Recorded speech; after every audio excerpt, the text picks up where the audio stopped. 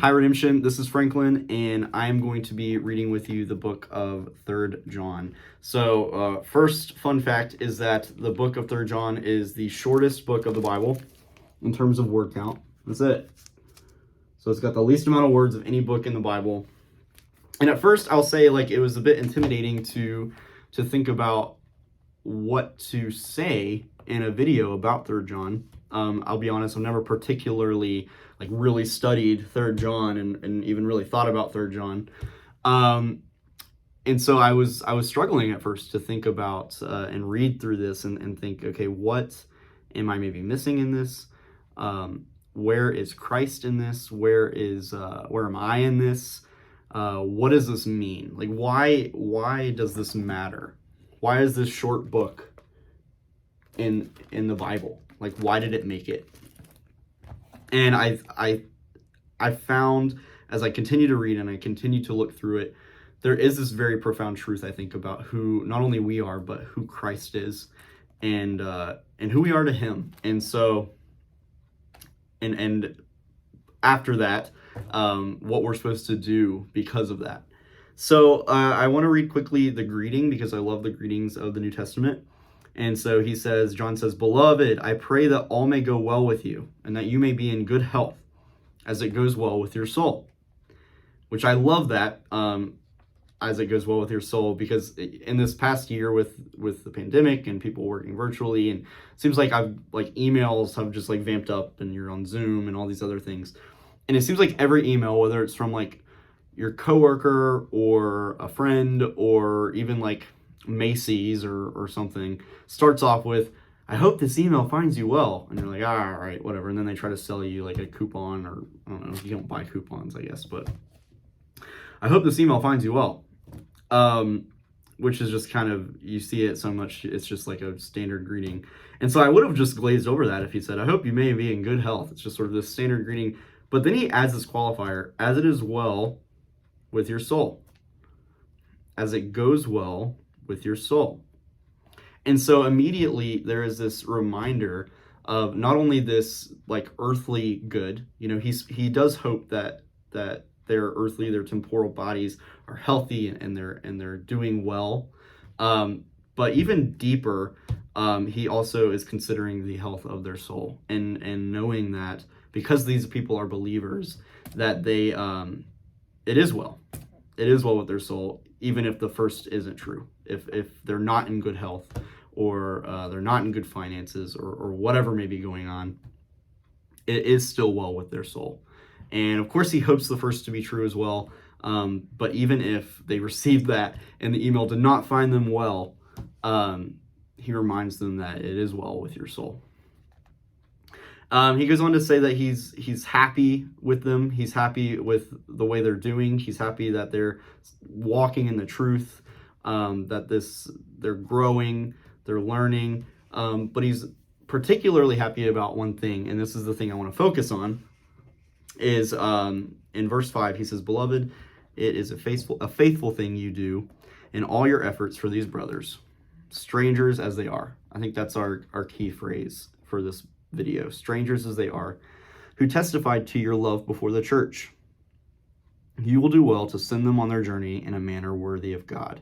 For they have gone out for the sake of the name being Jesus, accepting nothing from the Gentiles. Therefore, we ought to support people like these, that we may be fellow workers for the truth." So I really wanted to focus in on this, strangers as they are. This is a message of, it's an exhortation, and he is commending their hospitality. He's commending the hospitality of this church. He's commending their hospitality and taking in these missionaries, clothing them, feeding them, giving them a bed to sleep in, whatever it is. And he says, as you're supporting people like these, you're a partner. You're a partner with them for the truth. And anyway, we'll get back to that. So just remember, strangers as they are. He then goes on to have some sharper words for a man named Diotrephes, who he says likes to put himself first. And so Diotrephes doesn't recognize the authority of John, and he doesn't welcome the strangers, and he stops even those who want to help them, and he puts them out of the church. So he is not welcoming. He is not open. He is not ready to sacrifice, whether it be his own time or money or whatever, to take in these strangers. And that's where we get probably the most famous verse of 3 John in verse 11. Beloved, do not imitate evil, but imitate good. Whoever does good is from God.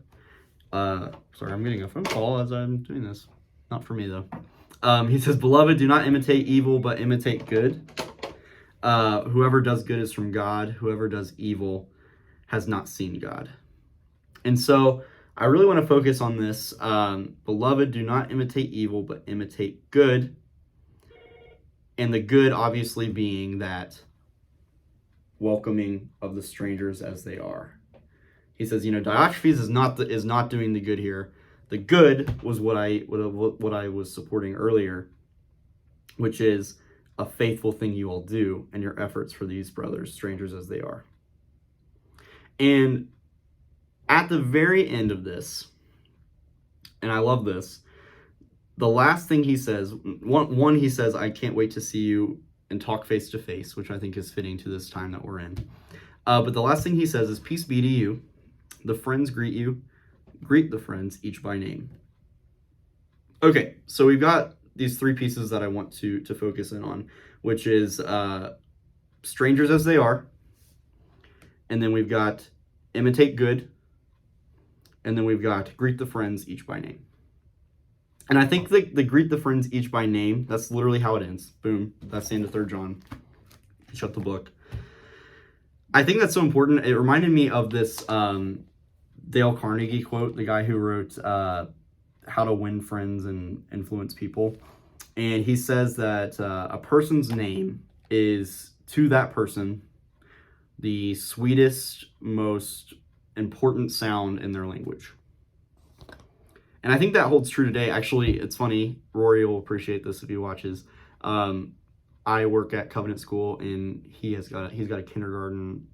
His daughter's in kindergarten here, and he was doing some kind of lunch duty for them or something, and I crossed paths with him. And he said that basically the whole time he was there, the kids were just saying, like, do you know my name? I bet you can't guess my middle name. Do you know my name? Like, that was what they really cared about. Like, that's what mattered to them, was that Rory knew their name. And it was like this whole thing, like, guess my middle name. It starts with this letter or whatever. And I remember Rory and I joked about something, and I was like, well, that'll preach. And now here I am. I'm stealing Rory's maybe future sermon one day. But it's this fact is that your name matters, and it's because your identity matters, right? And that's sort of the tagline for your identity. Your name is who you are. And so when somebody knows your name, you feel like they might know who you are. And so John makes a point to say, greet the friends each by name, each of them. Know their names and greet them when you see them. Say their name. And so at the end of this book, we're left with greet the friends each by name. And remember that it began with, as it goes well with your soul.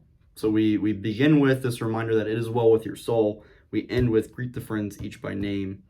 Packed up in the middle of that is imitate good. I can't get this. Okay. And so at the end of this book, we're reminded of the importance of our name and our identity, and our importance of being created by God, our importance as being image bearers of God. And we're reminded of the God that knows our name. Strangers as we are. Strangers as we are, God knows us, and God loved us so much, from John 3:16, that he gave his son to pay the penalty for our sin so that we wouldn't be strangers anymore. That we could know God, that we could dwell with God, that we could be with God, which was impossible at first. We were strangers, exiles, ever since Eden. But God knew our name. He's always known our name, even before our name was known to us, or our parents, or our grandparents. And this profound truth of a Christian hospitality is that we serve a God who knows us and who loves us. And I think it's important to know that he knows us completely, fully, not just our name, but everything that that name is attached to. And he loves us completely, even with our name and everything that name is attached to. And because of his perfect love for us, we can be with him through Christ's sacrifice. And as a Christian, verse 11 means, "Beloved, do not imitate evil, but imitate good." What is the greatest good that we as Christians know? It's that as a stranger, we were welcomed. He called our names and said, "Come in." As a stranger, he gave us hope. He gave us safety. He gave us peace, that we can say it is well with our souls. That changed the book for me as I started to really understand that profound truth of God's perfect, gracious hospitality. And then as a Christian, knowing that when we're imitating good, that's the good we should be imitating. Living a life of open arms for strangers, for people who are lost, for people who are searching, that we can say, "Come on in." So I hope that you think about this today. I hope this made sense to you today. And just take comfort that it is well with your soul, Christian, and take action that we're going to imitate good. Thanks. Have a great day.